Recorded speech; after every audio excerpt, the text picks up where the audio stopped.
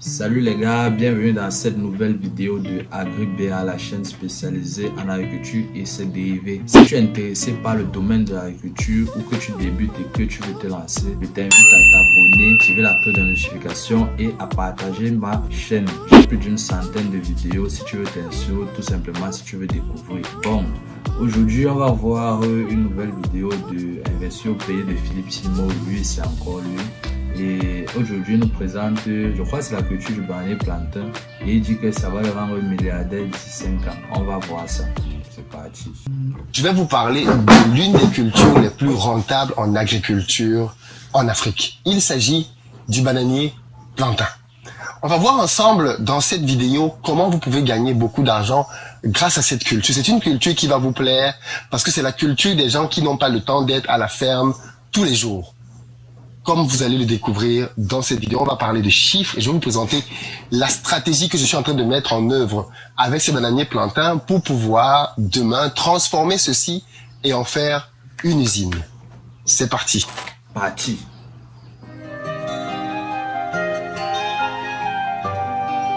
Ouais, ça commence comme dans les films. Mais la caméra, c'est bien, c'est ma machine. La caméra, c'est bizarre. Bien n'avait pas encore l'argent, les temps, c'est pas trop.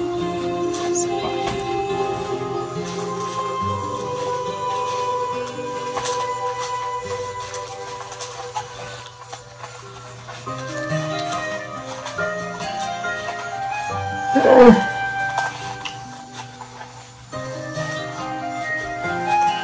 Bon, comme je ne maîtrise pas trop la culture du bananier plantain, il y a souvent une question. C'est mes yeux comme ça. Il y a souvent une question que je me pose, c'est quand vous alignez, quand on aligne les bananiers un par un comme ça, quand il faut par exemple mettre les tuteurs pour empêcher que ça tombe, je ne sais pas comment ça se passe, comment c'est carré. Si quelqu'un est spécialiste là-dedans qui me dise en commentaire, bon, ou bien moi je vais découvrir. Je suis tombé malade. C'est quoi ça?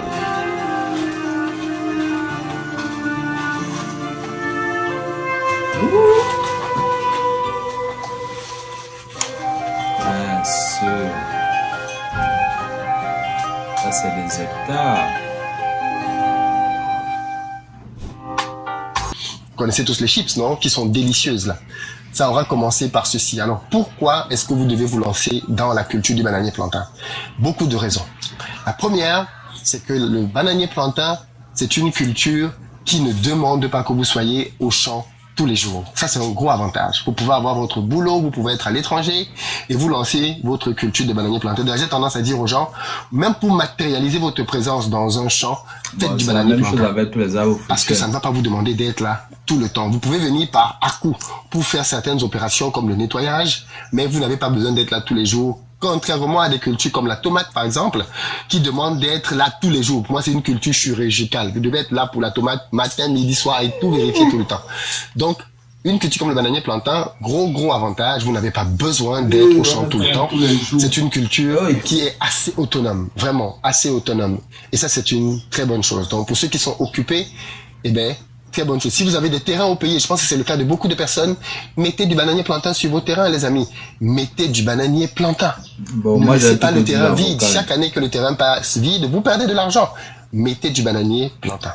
Ça, c'est vraiment la culture qui va vous permettre d'exploiter votre champ sans avoir besoin d'être là tout le temps. Vous pouvez même faire du bananier plantain sans avoir besoin de construire une cabane d'habitation. Parce que comme je l'ai dit, on n'a pas besoin d'être là tous les jours. Donc, c'est vraiment un très gros point positif. Tous ceux qui ont des terrains et vous êtes nombreux, mettez du bananier plantain. Deuxième gros avantage que vous avez avec le bananier plantain, c'est que c'est une culture qui se reproduit toute seule. Regardez par exemple là. Sur ce tronc-là, on a 2 successeurs qui sont préservés. En réalité, chaque plan comme ça vous donne en grandissant plusieurs successeurs. Et le travail consiste à simplement enlever les plus petits successeurs et de garder les plus grands. 1 ou 2 qui vont en fait suivre celui-ci. Vous voyez ce que ça fait? Quand vous faites par exemple une culture comme le piment, ou alors la tomate, ou alors même des élevages, À la fin de votre culture, vous devez parfois racheter des semences. Alors, en fonction des cultures, bien évidemment, vous pouvez utiliser des semences. Bon, je pense que là, il veut parler des rejetons qu'il y a souvent à côté qui poussent seuls. Donc, c'est des phénomènes, parce qu'il explique beaucoup. On sait qu'on coupe un bannier, il y a les semences secondaires qui est autour. C'est tout, non? Semences que vous aviez, vous pouvez faire des semences de votre tomate ou de votre piment. Mais parfois, vous devez les racheter. Avec le bananier plantain, pas besoin. Non seulement. Bon, on va avancer. La deuxième génération est déjà là, va avoir des succès. Si vous mettez ce soir, on aura au minimum 5000 rejets. Donc, on va pouvoir étendre notre champ d'à peu près 3 hectares, rien qu'avec cette parcelle qui elle-même fait 2 hectares. Donc, vous voyez qu'il y a une multiplication dans la croissance qui est très, très intéressante. Troisième élément à connaître avec le bananier plantain, c'est que les maladies se traitent bien.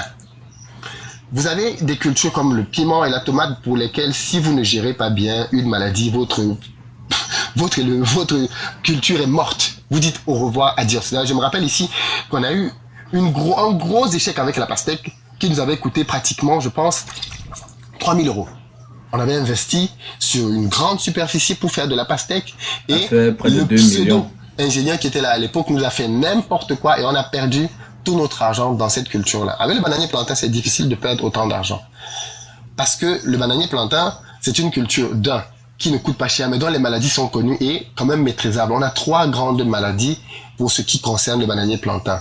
On a déjà les nématodes. Les nématodes, c'est une maladie qui s'attaque aux racines du bananier plantain, en fragilisant la racine de telle sorte que des vents simplement peuvent faire tomber votre tronc et ce qui engendre bien évidemment une perte. Le deuxième type de maladie que l'on rencontre ici avec le bananier plantain, ce sont des charançons, qui sont des vers en réalité, qui s'attaquent au bulbe du bananier plantain. Et en s'attaquant comme ça au bulbe du bananier plantain, ils vont ralentir sa croissance. Or ici on constate qu'à 8 mois à peine, on a déjà des régimes, ce qui veut dire qu'on est dans une très très bonne croissance. On est même un peu en avance parce que c'est généralement au 9e mois qu'on a des régimes qui peuvent déjà apparaître. Et puis la troisième, c'est la cercosporose qui, elle, s'attaque aux feuilles du bananier plantain. Comme vous pouvez le voir ici, on n'y est pas du tout. Nos feuilles sont bien grandes, bien vertes, il n'y a aucun problème. Donc, mais je sais pas, il devait quand même nous dire dans quelle zone il est au Cameroun parce que je crois qu'il est au littoral vers Douala parce que c'est là que le climat est favorable. Ce genre de climat est favorable pour la culture bananier plantain parce que le climat est vraiment chaud. Les maladies du bananier plantain sont aussi des maladies maîtrisables. C'est un gros avantage. Quatrième avantage, c'est la rentabilité. Le bananier plantain est très rentable. Il faut savoir que un rejet de bananier plantain, en fonction d'où vous l'achetez, peut vous coûter 125, 130, 140, 150 francs, par exemple, le rejet. Ce rejet-là, pour pouvoir le mettre en terre, j'ai dit il y a un certain nombre d'opérations que vous devez faire. Hein. Vous payez pour qu'on fasse le trou, vous payez pour qu'on le plante, ainsi de suite. Mais au final, quand vous avez mis votre bananier en terre, il vous coûte à peu près 200, 250 francs par plan que vous avez mis. Vous le nourrissez. Alors nous ici, bien évidemment, on fait de l'agriculture. C'est pour ça que c'est intéressant de combiner agriculture et élevage. Donc on a déjà ici tout ce qu'il faut pour pouvoir nourrir nos bananiers plantains. On prend simplement les déjections de nos animaux et on nourrit nos bananiers. Je ne sais pas si son élevage de porc que nous avait présenté est dans la même zone. Parce que c'est pas souvent bien de disperser ces activités agricoles comme ça là. De préférence, bon, si c'était moi, là, si je rêve trop, moi, là, j'étais une grande parcelle et d'un côté, je faisais mon élevage, d'un autre côté, mon agriculture. Mais c'est comme c'est ça qu'il a dit. Les plantains, c'est aussi pour ça qu'ils grandissent aussi bien. Et derrière, vous avez, alors il y a quelques traitements qu'il faut quand même donner de temps en temps pour s'assurer que vos plantes ne soient pas attaquées. Puis surtout le nettoyage, c'est très important pour que les mauvaises herbes, entre guillemets, ne soient pas en compétition avec vos plants. Là, vous voyez qu'on est dans un champ qui est bien tracé. Ici, on est sur un écartement de 2,5 m par 2,5 m. Ça permet d'avoir à peu près 1600 plants dans un seul hectare. Donc, clairement, vous savez à la fin que vous allez avoir à peu près 1600 rejets. Sauf s'il y a bien évidemment des pertes. Alors, on estime les pertes à maximum 5% sur un hectare. Alors, du coup, comme je disais, je vous parlais de la rentabilité. Il faut savoir qu'à la fin, pour vendre votre régime, vous avez plusieurs options. Si vous le vendez bon champ, vous pouvez vendre à 1500 francs, donc 2,3 €, quelque chose comme ça. Alors qu'à la base, comme je vous ai dit, ça vous a coûté, allez, quoi, 250 francs le rejet. Donc, vous voyez quand même que l'écart est colossal si vous vendez bord champ. Mais si vous allez vous-même vendre au marché, là, le prix commence à augmenter. Et puis, par exemple, nous, ici, on a une usine, pas loin, qui achète les rejets de bananier plantain au kilo à 2. Donc, il fait carrément x10. Un investissement x10.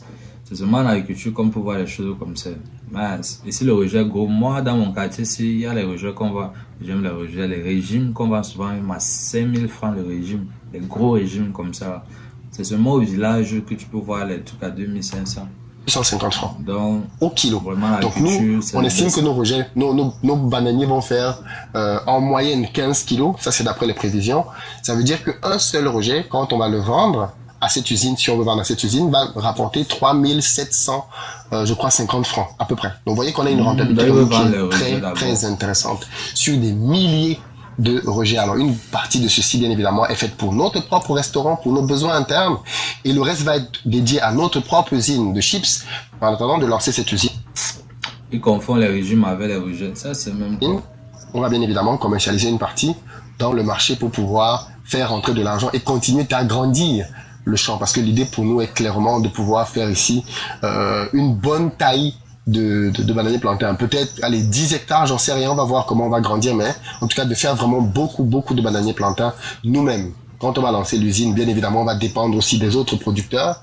C'est aussi pour ça que je vous incite à lancer le bananier plantain. Vous pourrez nous vendre vos bananiers plantains le moment venu pour notre usine. Mais, dans tous les cas, ça reste quelque chose de très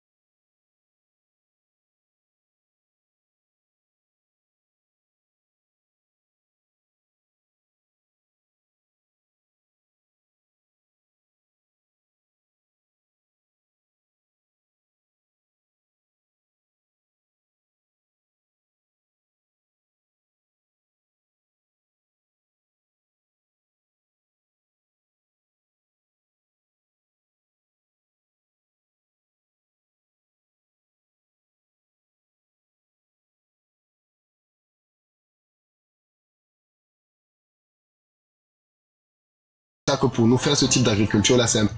Non, mais les histoires de cancer là, c'est réel. Récemment, je causais avec un ami ici au quartier et il me disait que sa mère avait eu la tumeur, le cancer, et que depuis il faisait les séances de chimiothérapie de plusieurs centaines de mille à cause d'une mauvaise alimentation. Donc, ça, c'est le truc qu'on croyait que c'était seulement en Occident que les gens avaient les cancers ou bien qu'on voit à la télé. Donc, ça, c'est les phénomènes réels qu'il est en train de dire parce que c'est présent ici, c'est seulement que c'est pas répandu. Et si on continue à mal s'alimenter, ça va de plus en plus se répandre et notre prochaine génération aura ça. Donc, c'est à nous, c'est notre devoir principal en tant que partisans du domaine agricole, de contribuer à la bonne alimentation de la population. Bientôt, j'espère que je serai à ce niveau pour pouvoir contribuer d'une autre manière que les vidéos YouTube. En attendant, continue de regarder mes vidéos et abonne-toi. C'était Darius de la chaîne Agribia et je te dis à la prochaine.